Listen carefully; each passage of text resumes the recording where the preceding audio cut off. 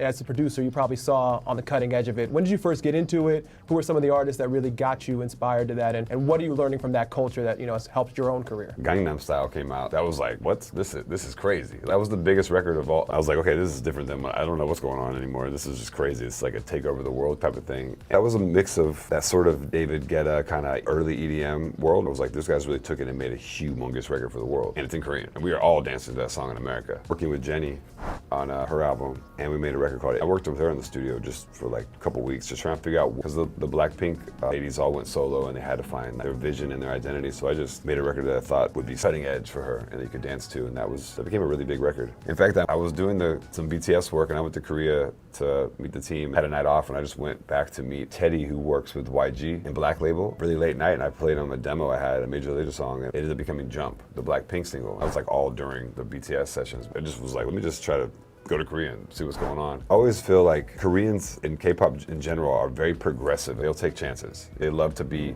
crazy, heavy, because they can always negotiate what the pop aspects are. I'm more of a producer. How do I make the most outrageous music and make it make sense? I would never be able to predict nowadays what the number ones are going to be. Personality. That's what matters the most. And if you have a personality, a story, like have this personality that people want to gravitate to. If you're an artist that you want people to invest in you as a person, that is the best thing you can have. If you can have a fan base and people that are like, I want to go wherever you go. Dude, they knew everything. JPEG Mafia was the thing that they really wanted more than anything, so we got them in there because they were such big fans of that. Because they hear the music, they feel it, they're like, how do we move to this? And that's important, because if you're in a studio, you don't have people like, music can be great. If you can't like actually just think about being on stage with it, it doesn't work. So those guys know right away if it's gonna work or not. But they know everything. They're always like, this is the instrument in Korea we use. I had to go download a freaking sound library. I was like, what is this stuff? Like, they were really direct on like what they wanted, what the vision was, and I was just like there to like facilitate.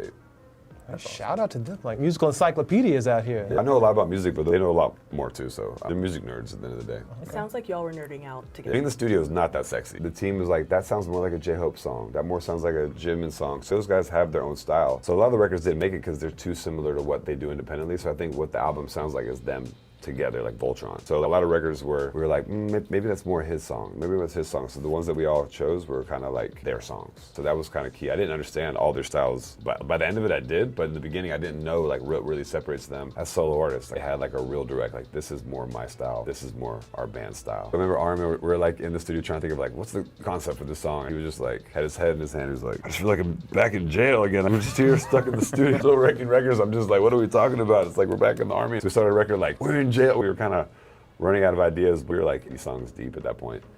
I think the first 2 weeks were like the best. We got most of the record done then. Mike Will kind of came in there and gave us something we didn't have though. He was really strong and he just kind of came in with, like, with the phone. It was the beats, and then those records were the hard ones. Those were like the kind of classic BTS records, the straight hip hop records.